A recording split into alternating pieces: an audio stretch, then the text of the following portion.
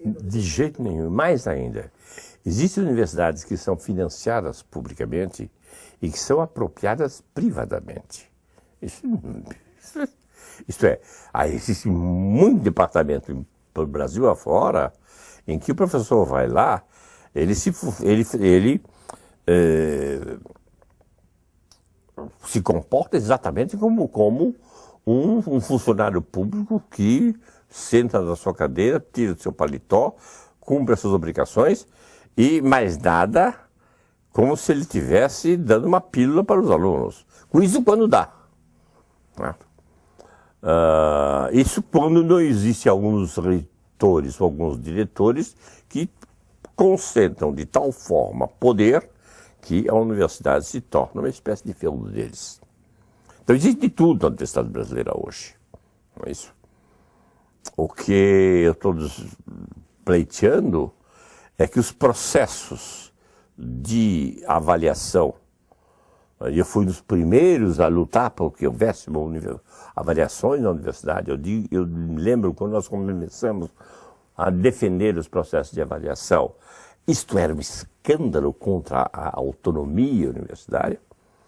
Hoje nós temos processos de avaliação, tá certo? Que são uns mais efetivos, outros menos efetivos, mas, a meu ver, com um enorme viés que é do centralismo do Estado brasileiro. Então, a diversidade é morta, né, por causa de determinadas imposições de órgãos federais. Em particular, por exemplo, você vê o efeito, ao mesmo tempo, importante, produtivo e deletério que tem a CAPES, da sua política ambígua. É isso que não vai, uma hora vai para um lado, outra hora vai para o outro lado. Uma hora solta, outra hora solta o cacete.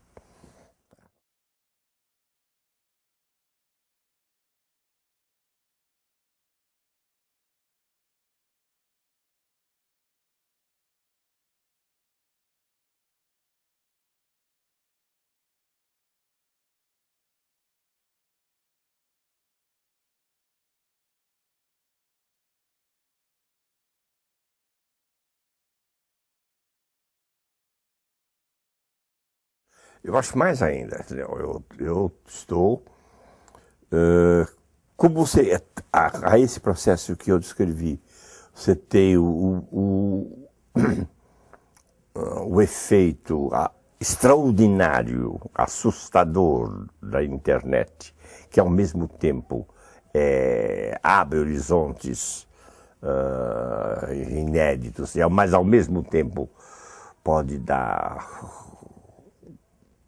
falsos saberes a um monte de gente. Então, o negócio está ficando muito sério, porque está havendo, em particular no Brasil, se vê muito isso, um saber que é o próprio saber se apresenta como saber de fazer de conta. A internet é maravilhosa, não é isso? Eu estava escrevendo lá, queria uma estátua do Museu de Volterra, aquele homem dele ser. Eu estava lá, eu queria saber o que é século, estava tudo lá. Mas, em compensação, eu posso ter informações inteiramente truncadas. E eu estou muito impressionado, em particular, com os nossos jornalistas que têm origem universitária. Eu nunca vi tanta besteira nos últimos tempos. Eu nunca vi tanta besteira. Outro dia, um dos nossos ex-colegas escreve simplesmente que entre as ciências humanas e as ciências exatas, a diferença é o número de variáveis. Eu acho que se ele não souber o que é o sentido das variáveis... Outro dia eu vi um outro que falava mal da teoria do trabalho em Marx, dizendo como é que o Marx nunca compreendeu como o trabalho intelectual é produtivo. Quando eu vi esse negócio, eu falei, meu Deus do céu. Porque aí não é erro só. É um silogismo de erro, né? Um sorites de erro. Que a teoria do trabalho produtivo, a teoria do valor, foi conferida por Ricardo. O trabalho é produtivo, ele produz mais valor. Então, o mesmo trabalho intelectual numa escola, numa universidade, que é uma capacidade para produzir lucros, é produtivo. A mesma aula dada numa universidade pública não é produtivo. Então, confundir alhos com bugalhos. Isso aparece na imprensa, aparece nos jornais, aparece nos artigos. Isto é, um acúmulo de ignorância que assusta. Né? As pessoas inventam. Tá? Vão na Wikipedia, aliás, hoje ela está fora do ar, não é isso? Porque lá nos Estados Unidos também o aumento da repressão intelectual está se tornando muito preocupante. Vão na Wikipedia, pegam as informações mais variadas e vão tocando. Então nós temos aí uma irresponsabilidade do intelectual formado nos últimos momentos. Isto é, o intelectual que é formado rapidamente, não é isso? Entre um suco de laranja e um copo de cerveja, não tem uma responsabilidade a respeito daquilo que ele está dizendo. Então, a irresponsabilidade intelectual é enorme. Não é só no Brasil. Esse processo é um processo universal. E a França, com os seus assim, a sua capacidade enorme de fazer retórica, nós sabemos o que vale hoje um intelectual mediático em Paris. Os nouveaux philosophes sont vieux comme la lune. Mas o problema nosso é que agora você tem mais do que nouveaux philosophes. Nós temos Finkelkraut, que é um negócio muito mais interessante do ponto de vista zoológico.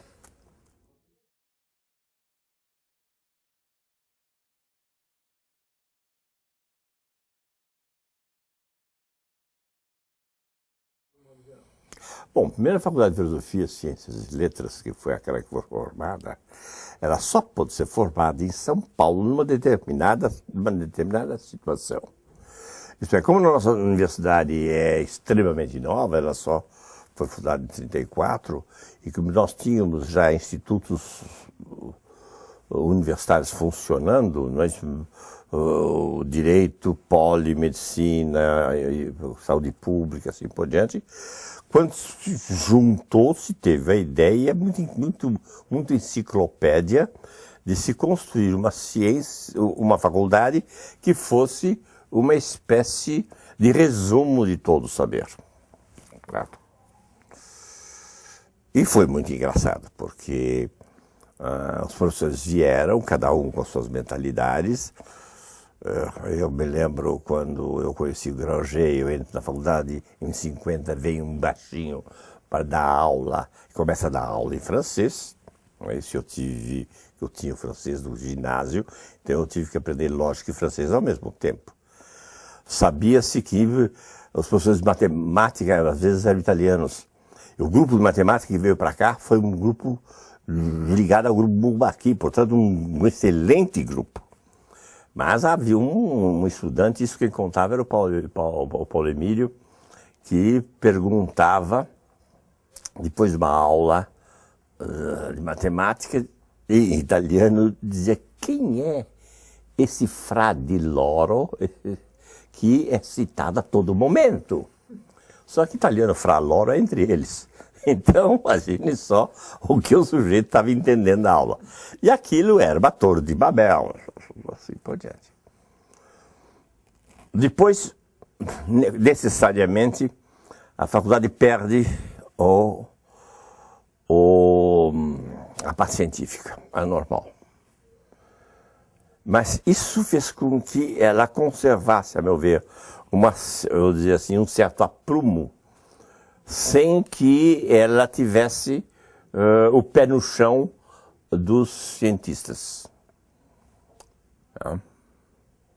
Depois nós tivemos o caso da Faculdade de Filosofia uma situação muito peculiar. Nós tivemos os primeiros professores, primeiros formados, que fundaram os departamentos. No nosso caso, preciso lembrar que o Cruz Costa foi o aluno número 1 da faculdade. Ele ia para a Europa, quando ele soube que a faculdade estava sendo aberta, ele se inscreveu. Isso, então, é a geração do Lívio, assim, e de outros professores, de outros departamentos. Depois tem a geração between, como dizia o Florestan, que é a geração dele, é isso? Que ficou entre o ensaísmo e o trabalho mais técnico, e a minha geração, que é a terceira geração, cuja tarefa era exatamente ir para os trabalhos mais técnicos e criar uma tradição de, vamos dizer assim, de compostura, né, para os trabalhos filosóficos ou sociológicos, assim por diante. Isso nem sempre foi bem sucedido, em particular porque houve influências francesas, tel quel e assim por diante, então nem sempre a terceira geração, a quarta e a quinta, conservaram as suas composturas.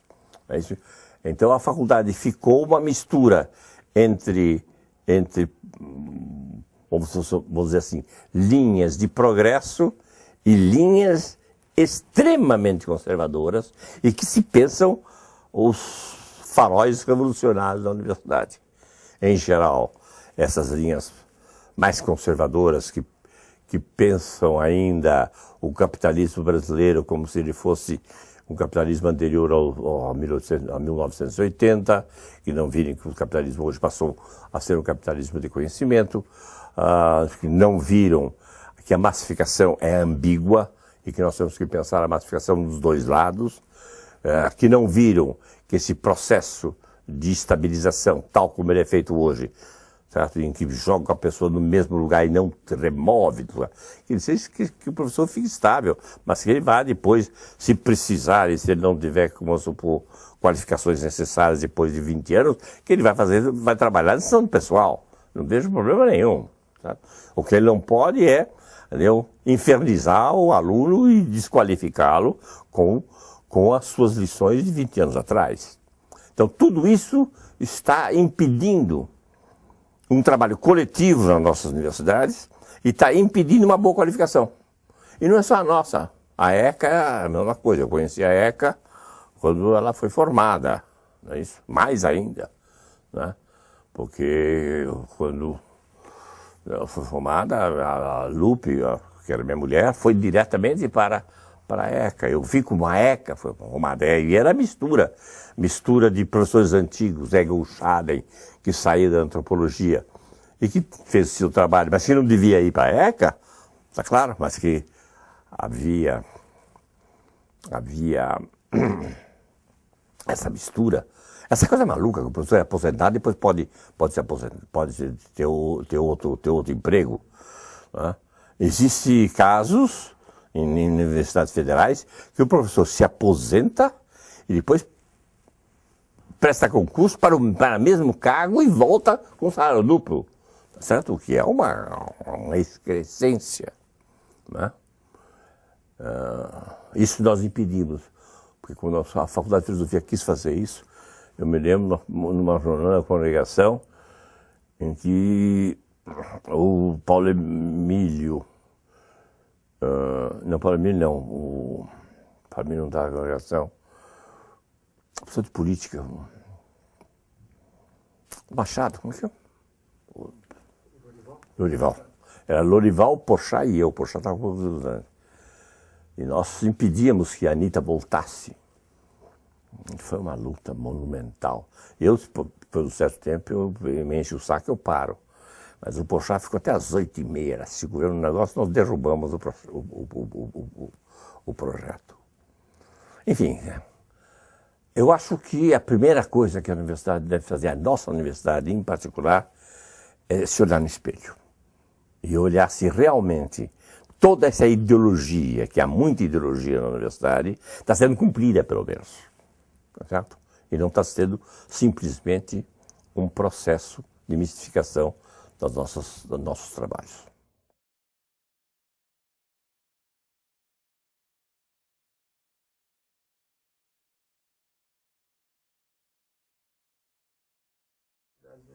Não, porque ela tem. A Universidade de São Paulo é, a meu ver, a melhor universidade do país.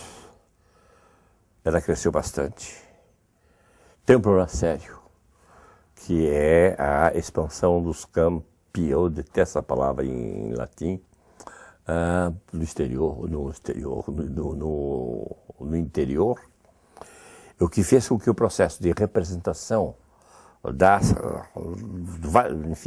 da universidade esteja extremamente viciado. Então, isso não significa que eu estou propondo uma constituinte, eu estou propondo uma democratização paritária, pelo contrário, mas é preciso que o processo de representação dos vários grupos da universidade seja efetivo, e não é hoje. Nós sabemos muito bem que está dependendo muito mais junções muito mais do politicália do que provavelmente uma junção em vista de um projeto para a universidade. Então, a universidade é uma universidade poderosa, é uma universidade com pontos negros, buracos negros muito potentes, que consome tudo. Há partes muito modernas, mas há partes muito antigas, e que, por exemplo, eu pouco sei do departamento de física, mas pelo que eu sei, o departamento de física, o Instituto de Física, hoje não tem a força que ele tinha antigamente. E isso em vista do quê? De uma política de formação de quadros e de recrutamento. Uma das coisas que mais mata a universidade é o inbreedment. Eu acho que meus colegas às vezes eu sempre quis que nenhum professor pudesse, nenhum aluno, um ex-aluno pudesse ensinar na universidade se ele não passasse 5 anos fora, certo? Para poder, inclusive, ter um circuito nacional. Eu diria, de certo modo, a arrogância da Universidade de São Paulo acha que quem sai da Universidade de São Paulo não pode mais fazer trabalho produtivo nenhum. Certo? Mas se nós fizermos o cálculo de como a Universidade de São Paulo, certo, tem o seu quadro docente formado por ela mesma, é impressionante. É impressionante. Em particular, na famosa FEFERESH. O que, a meu ver, faz com que a nova geração repita os erros da velha. Então, uma espécie de monocromo de uma faculdade que se pensa muito moderna e que está repetindo questões de 40, 30 anos atrás.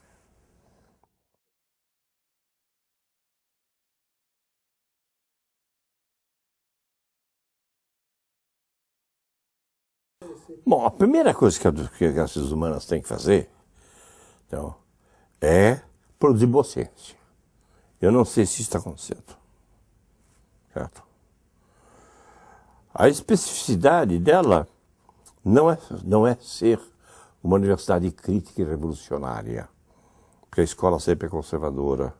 Ela pode ser mais consciente de si, mais consciente daquilo que ela é, para saber o que ela deve ser.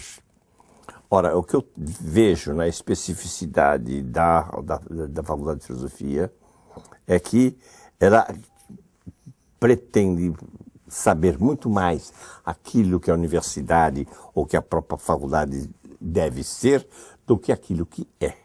Eu não vejo a nossa faculdade fazendo uma autoavaliação que seja profunda. Então, a primeira especificidade a ser desenhada dessa faculdade é fazer um processo profundo de avaliação. Ora, um processo profundo de avaliação implica uma avaliação externa. Nós sentimos isso no SEBRAP, sempre que nós tivemos avaliações externas. Nós ganhamos muito. Eu proporia para a Universidade de São Paulo, para a Faculdade de Filosofia, que houvesse uma avaliação externa de um grupo de professores altamente qualificados, cuja reputação seja inquestionável, para fazer um balanço de como nós estamos funcionando. Sabendo daquilo que nós somos hoje e quais são as nossas potencialidades, nós podemos saber o que nós deveremos ser. Sem isso, tá certo? Enfim, é masturbação ideológica.